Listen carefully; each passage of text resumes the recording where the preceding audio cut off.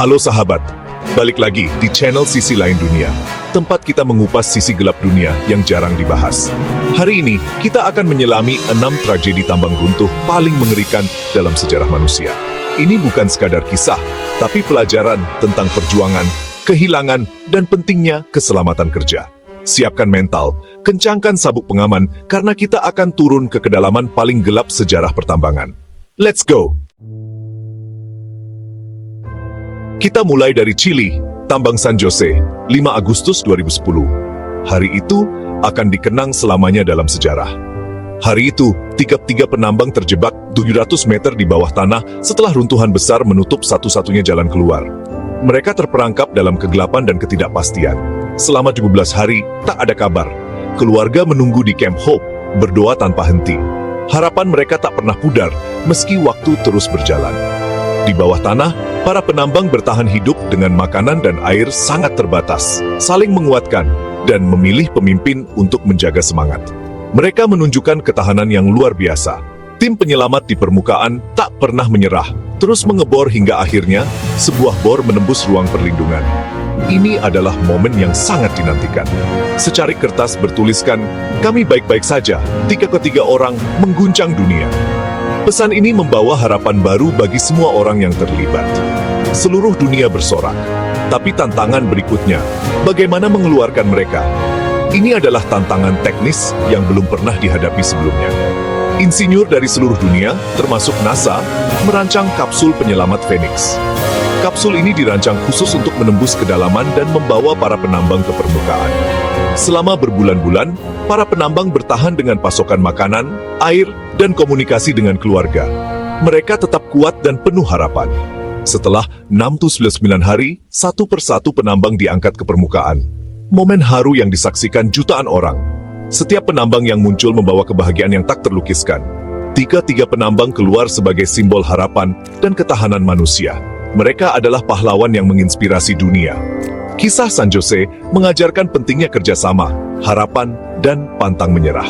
Ini adalah pelajaran bagi kita semua. Dari tragedi, lahir inspirasi yang tak terlupakan. Dunia menyaksikan keajaiban yang nyata. Mereka masuk sebagai 33 orang, keluar sebagai satu kesatuan. Persatuan mereka adalah kekuatan yang tak terbantahkan. Luar biasa, asyap! 11. Mari kita mundur ke Prancis Utara, tepatnya di Courrières. Pada tanggal 10 Maret 1906, hari yang akan dikenang sebagai bencana tambang terburuk dalam sejarah Eropa. Di pagi yang kelabu itu, ribuan penambang turun ke perut bumi, tak menyangka bahwa hari itu akan mengubah segalanya. Ledakan dahsyat tiba-tiba mengguncang tambang, menciptakan gelombang kejut yang terasa hingga permukaan. Debu batu bara menyembur ke segala arah, seperti letusan gunung berapi yang menelan segalanya dalam hitungan detik. Hampir 1.800 penambang terjebak dalam labirin kematian di bawah tanah. Api dan gas beracun menyebar dengan cepat, mengubah lorong-lorong tambang menjadi perangkap maut yang tak terhindarkan. Upaya penyelamatan berlangsung dalam kondisi yang sangat sulit. Setiap detik berlalu, harapan semakin menipis. Hari demi hari, yang berhasil dievakuasi hanyalah jenazah para penambang yang gugur. Total korban tewas mencapai 1.099 orang. Termasuk banyak anak-anak yang bekerja di tambang demi membantu keluarga mereka bertahan hidup. Komunitas hancur seketika, generasi laki-laki hilang dalam satu hari. Para janda dan anak-anak yatim hanya bisa meratapi kepergian orang-orang tercinta. Tragedi ini memicu kemarahan besar di seluruh negeri. Perusahaan tambang dituduh mengabaikan keselamatan para pekerja demi mengejar keuntungan semata. Laporan keluhan penambang soal gas beracun dan bahaya diabaikan begitu saja oleh manajemen, meski sudah berkali-kali diperingatkan. Aksi mogok kerja besar-besaran pun terjadi, menuntut keadilan dan perubahan nyata dalam sistem keselamatan kerja. Namun di tengah duka, ada keajaiban kecil. 12 penambang ditemukan selamat setelah 20 hari terjebak di bawah tanah. Mereka bertahan hidup dengan memakan daging kuda tambang dan meminum air genangan. Tragedi Courrières menjadi titik balik penting, memaksa pemerintah Prancis melahirkan undang-undang keselamatan kerja yang jauh lebih ketat dan memperbaiki standar perlindungan bagi para pekerja tambang.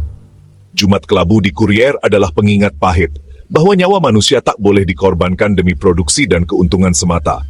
99 nyawa 1909 mimpi dan harapan yang hilang dalam sekejap. Tragedi ini tetap menjadi luka mendalam dalam sejarah industri tambang dunia.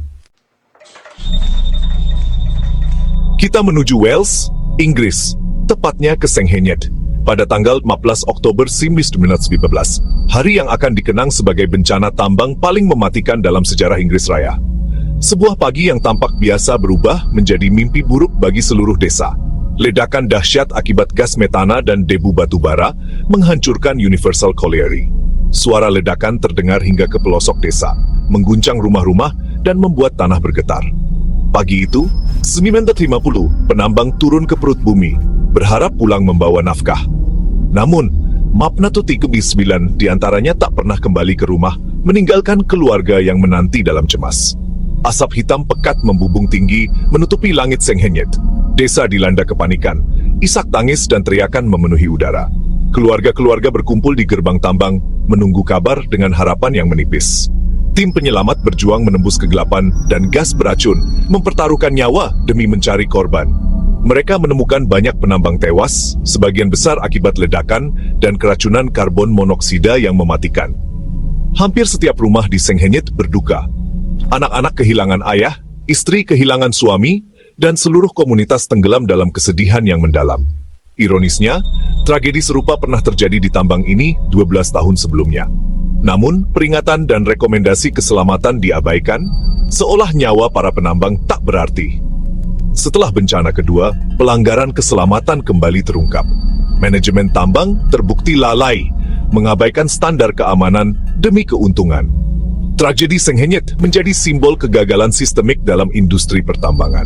Peristiwa ini memicu kemarahan publik dan mendorong reformasi besar dalam Undang-Undang Pertambangan Inggris demi mencegah bencana serupa terulang. Setiap 16 Oktober, lonceng memorial berdentang mengenang 439 jiwa yang hilang. Upacara tahunan ini menjadi pengingat akan harga mahal yang harus dibayar akibat kelalaian. Sejarah mengajarkan, tragedi akan berulang jika kita tak belajar dari kesalahan masa lalu. Senghenydd adalah peringatan abadi agar keselamatan selalu diutamakan di atas segalanya.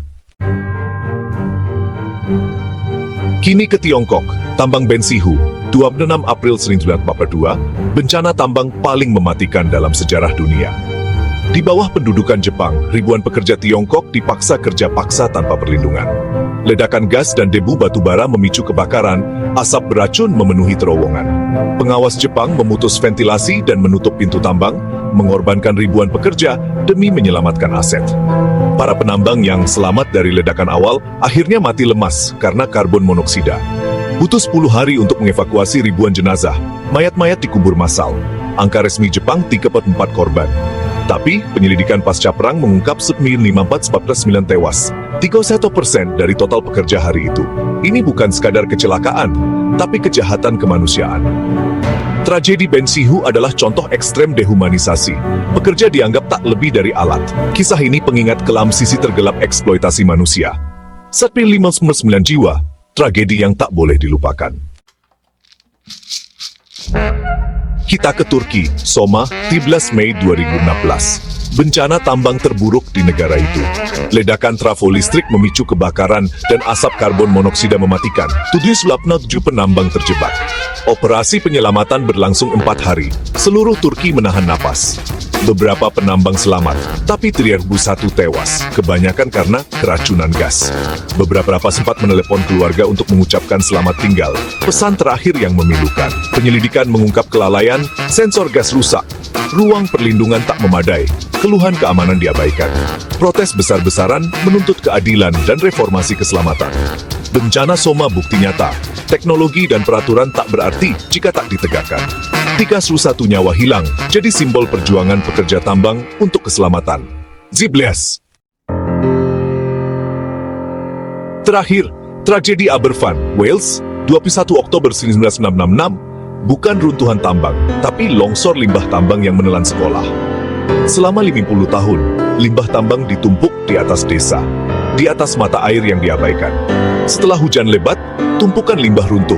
1,5 juta ton lumpur menelan sekolah dan rumah. Anak-anak yang sedang belajar terkubur hidup-hidup dalam hitungan detik. Penambang dan warga menggali dengan tangan kosong, tapi harapan pupus, lumpur terlalu padat. 104 tewas, 119 diantaranya anak-anak. Penyelidikan menyalahkan National Coal Board atas kelalaian fatal.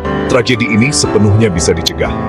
Aberfan meninggalkan luka psikologis mendalam dan memicu perubahan besar dalam Undang-Undang Limbah Tambang Inggris. Tragedi ini pengingat dampak pertambangan tak hanya dirasakan pekerja, tapi seluruh komunitas. Dari San Jose hingga Aberfan, setiap tragedi tambang mengingatkan kita nyawa manusia tak ternilai.